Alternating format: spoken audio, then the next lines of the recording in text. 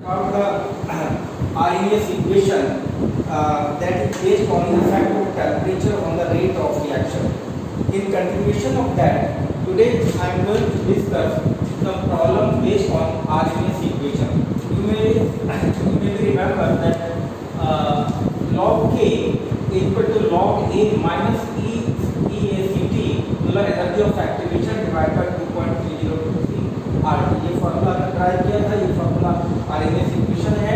अगर एक ही टेम्परेचर पर आप दिया हो तो ये फॉर्मूला अप्लाई करेंगे. अगर डिफरेंट टेम्परेचर दिए हो, डिफरेंट रेट ऑफ कांस्टेंट हमें कैलकुलेट करना हो या फिर हमें दिया हो तो हम ये इक्वेशन लगाएंगे. ओके, टू डिफरेंट टेम्परेचर पर we will use this equation. ये आरएमएस इक्वेशन है. एक सिंगल टेम्परेचर पर अगर कोई चीज दी हुई है तो हम ये इक्वेशन को यूज करेंगे. अब देखिए आपके पास एक पहला सिंपल न्यूमेरिकल प्रॉब्लम है. The rate constant का देखिए लिखते हैं यहाँ पर rate constant of reaction is 1.5 to 10^7 per second and at 50 degrees Celsius and 4.5 into 10^-7 per second at 100 degrees Celsius. Calculate energy of activation. तो लगता है यहाँ पर 10^-7 ही होना चाहिए. दोनों 7 ही, माइनस नहीं है यहाँ पे, कोई भी 7 ही. ओके, तो देखिए आपको क्या गिवन है, रेट कांस्टेंट. इस temperature 50 degree Celsius. Let us से इसको गिवन हम मान लेते हैं. Rate constant eight 50 degree Celsius. Let us से K1 1.5 into 10 per second 10^7 per second at temperature T1 कितना है 50 डिग्री सेल्सियस. इसमें हमें कन्वर्ट करना है केल्विन में. कितना हो जाएगा ये 223 केल्विन. ओके, 320. Now K2. अब इसके बाद क्या दिया है 4.5 into 10^7 per second at 100 degree Celsius. ये रेट कांस्टेंट है. इसको मान लेते हैं K2 कितना है 4.5 into 10^7 second inverse at temperature 100 degree Celsius. that is 100 plus 273, that means 373 kelvin. Okay, हमने ये हमें डाटा गिवन है.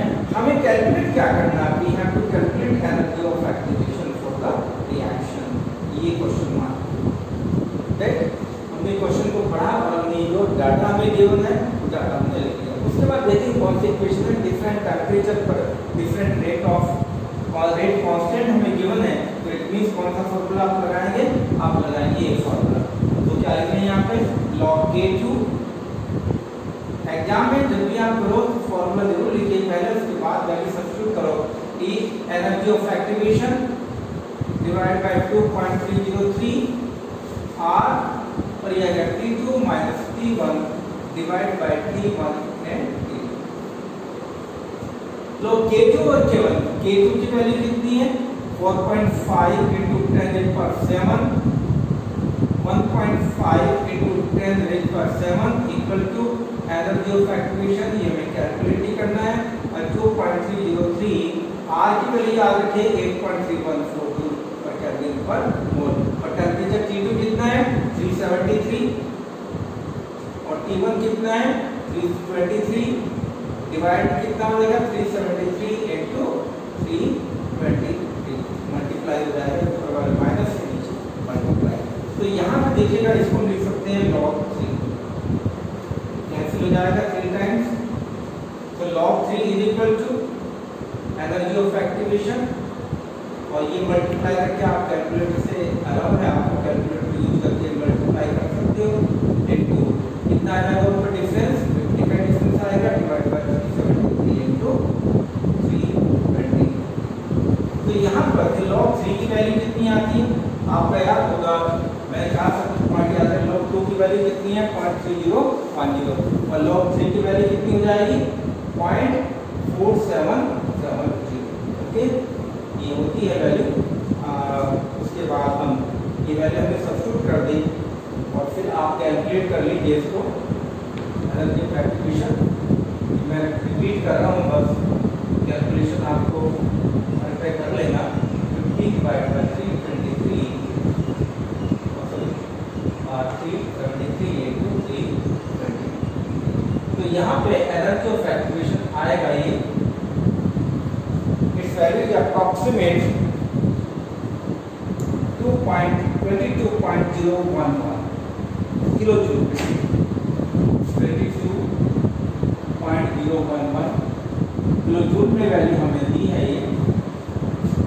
वैसे तो आपका आंसर जूल में आएगा, किलो जूल में आप कन्वर्ट कर सकते हो, चाहो तो आप जूल में रख दो वैसे। Okay, now second problem.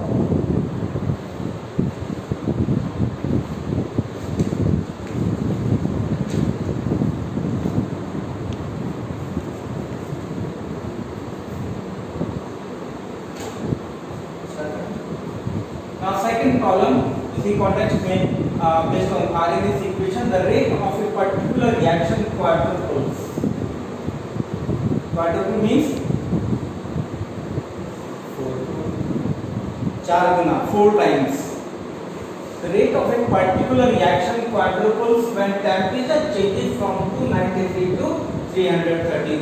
Temperature कितना चेंज किया? 293 से 313 कर दिया, यानी कि 20 का डिफरेंस है, 20 केल्विन का डिफरेंस है। वो कहता है कि रेट ऑफ रिएक्शन 4 गुना हो गया। इसका मतलब क्या हुआ? जो log K2 और K1 की वैल्यू कितनी लेंगे? 4 लेंगे। K2 और K1 that is 4 times. Rate of reaction become 4 times, that means rate constant will also be 4 times. कहीं पर भी अगर आपको कहता है कि रेट ऑफ रिएक्शन डबल हो जाता है तो आप कहेंगे रेट कांस्टेंट भी डबल हो जाता है। रेट ऑफ रिएक्शन 4 गुना हो गया तो रेट कांस्टेंट की वैल्यू भी 4 गुनी होगी। तो हम क्या लिख सकते हैं? log K2 और K1 equal to log energy of activation 2.303 RT R3 T2 minus T1 over T1 into तो log K2 और K1 की वैल्यू क्या लेंगे? 4 log 4, फिर यही टेम्परेचर की वैल्यू हम सब्स्टिट्यूट करेंगे यहाँ पर डायरेक्टली 2.303, R की वैल्यू है 8.314 एंड टेम्परेचर आपके पास कितना है? 313 minus 293 divided by 313 into 290। तो आप log 4 की वैल्यू 0.6021। तो प्रैक्टिस से मुझे याद है, ऐसे आप लोगों को चीजें अगर ध्यान से करोगे प्रैक्टिस से याद हो जाएगी। ये नहीं मैं कह रहा हूँ कि आप बिल्कुल इसको लेकर याद रखो कि आज हम ये log की वैल्यू याद रखनी है, ऐसे याद करने की जरूरत नहीं, लेकिन प्रैक्टिस अगर जब ध्यान से करोगे तो आपको अपने आप ही कुछ चीजें याद हो जाती हैं।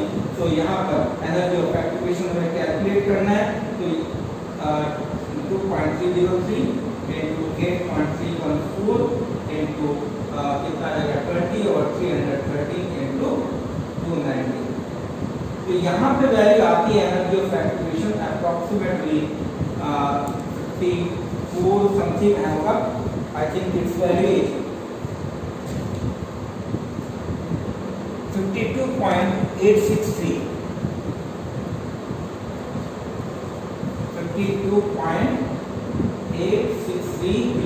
किलो जूल में वैल्यू है। वैसे इनिशियली आपकी वैल्यू किसमें आएगी? जूल में आएगी। तो मैंने आंसर किलो जूल में किया। किलो जूल में क्या करेंगे? आपको का से डिवाइड कर देंगे। ओके, आप जूल में लिखना चाहो तो लिख दो, बस डेसिमल उधर ले जाओ। Okay, this was the second problem. तो दोनों प्रॉब्लम में थोड़ा थोड़ा सा डिफरेंस है। पहले प्रॉब्लम में क्या था? K2 और K1 की वैल्यू अलग से गिवन थी। इसमें क्या कह दिया? रेट ऑफ रिएक्शन 4 गुना हो गया। इसमें ये बात कही तो हमें वैल्यू कैसे सब्स्टिट्यूट करना है, थोड़ा थोड़ा सा डिफरेंस लेंगे। इसलिए हम सैंपल प्रॉब्लम्स ले रहे हैं कि जिसमें स्लाइड डिफरेंस हो स्टेटमेंट में, जिसे आप समझने को प्रॉब्लम नहीं होगी एग्जाम में। और नेक्स्ट क्वेश्चन देखिए, 50% complete.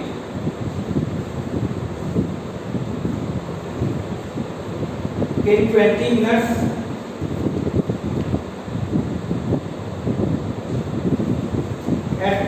at 350 Kelvin, the same reaction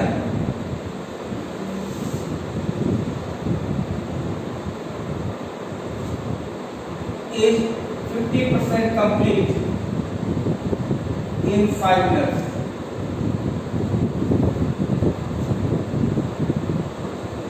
Calculate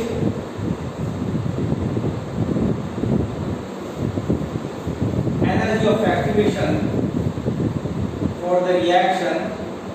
Consider क्या है कि it is a first order reaction. एक फर्स्ट ऑर्डर रिएक्शन है, तो कह रहा है कि रिएक्शन 300 टेम्परेचर लेते हैं तो उसमें 50% रिएक्शन 20 मिनट में कंप्लीट होती है। अगर टेम्परेचर को 50 डिग्री बढ़ा दें या 50 केल्विन इंक्रीज कर दें तो रेट ऑफ रिएक्शन देखिए कितना 50% 5 मिनट में कंप्लीट है। ये 4 टाइम्स के आसपास हो गया तो एनर्जी ऑफ एक्टिवेशन निकालें। हम 4 टाइम्स कैसे कह रहे हैं, इस टाइम के हिसाब से मैं कह रहा हूँ एग्जैक्टली 4 टाइम्स है कितने टाइम्स है हमें देखना पड़ेगा। ठीक है, तो अब हम क्या करेंगे, हम निकालेंगे यहाँ पे फर्स्ट ऑर्डर रिएक्शन है, हम निकालेंगे रेट कांस्टेंट की वैल्यू। क्योंकि हमारे पास डिफरेंट टेम्परेचर सेम है तो डिफरेंट टेम्परेचर भी देखिए यहाँ T1 दिया हुआ है 300 केल्विन, T2 दिया है 350 केल्विन, लेकिन एनर्जी ऑफ एक्टिवेशन में निकालना है रिएक्शन देखिएगा इसमें इस फॉर्मूले में टेम्परेचर हमें पता है, ये चीजें हमें पता है, T1 भी पता है, T2 भी पता है, R की वैल्यू कांस्टेंट है ये भी हमें पता है। एनर्जी ऑफ एक्टिवेशन में क्वेश्चन मार्क है तो हमें ये भी चाहिए, तो बाकी डाटा दिया हुआ है 50% कंप्लीट 20% 50% कंप्लीट 5 इसकी हेल्प से हम K2 और K1 की वैल्यू कैलकुलेट करेंगे। तो K1 कैलकुलेट कर लीजिए पहले, K1 को क्या लिखेंगे फर्स्ट ऑर्डर के हिसाब से 0.693 और टेम्परेचर T हाफ टाइम हमने टेम्परेचर बोला, ठीक है। K1 इक्वल टू 0.693 और T हाफ, तो यहाँ पे देखिए 0.693 और T हाफ कितना है 20 मिनट। ओके, अब हम K2 निकालेंगे, यहाँ पर K2 की वैल्यू 0.693 अगेन T हाफ, ये फॉर्मूला फर्स्ट ऑर्डर काइनेटिक्स का, इसमें 0.693 और 0.693 और T half, K2 rate constant 0.693 T half हमने वैल्यू सब्स्टिट्यूट कर दी टाइम की, तो आपके पास फॉर्मूले में वैल्यू सब्स्टिट्यूट करेंगे आप एनर्जी ऑफ एक्टिवेशन दोबारा लिख लेते हैं, उसमें 2.303 R और T2 माइनस T1 और T1 इनटू अब K2 और K1 की वैल्यू में डायरेक्ट लिख दूं, यहाँ पे क्या 0.693 ओवर 20 ऐसे कर सकते हैं कि नहीं, कर दें ऐसे? यस पहले वैल्यू सब्स्टिट्यूट कर लेंगे, मुझे लगता है देखिए जरा कितनी आएगी, मुझे लगता है उसमें दिक्कत आ सकती है। देखिएगा कितना आता है,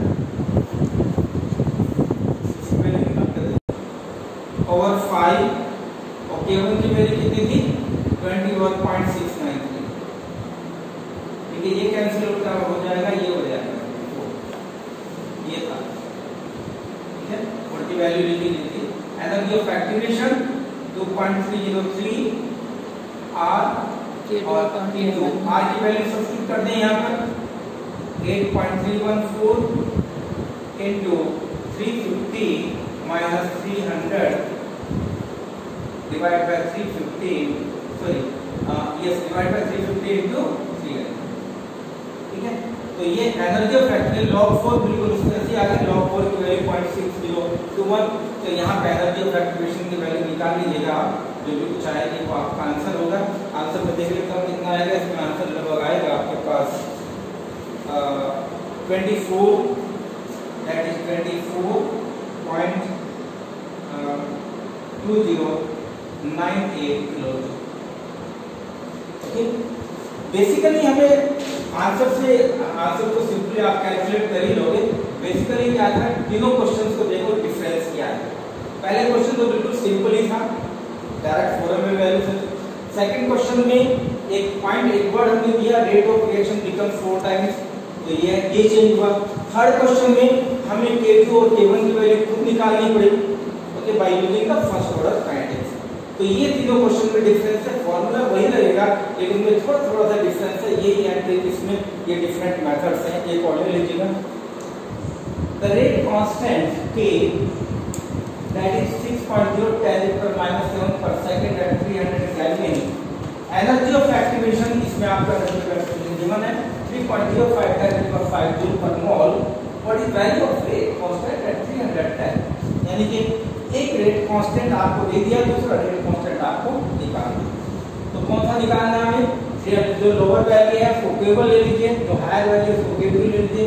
इसको मैं ऐसे लिख सकता हूँ K1 that is 6.0 into 10 raised to the minus 4 second inverse. Energy of activation Sir. that is 3.2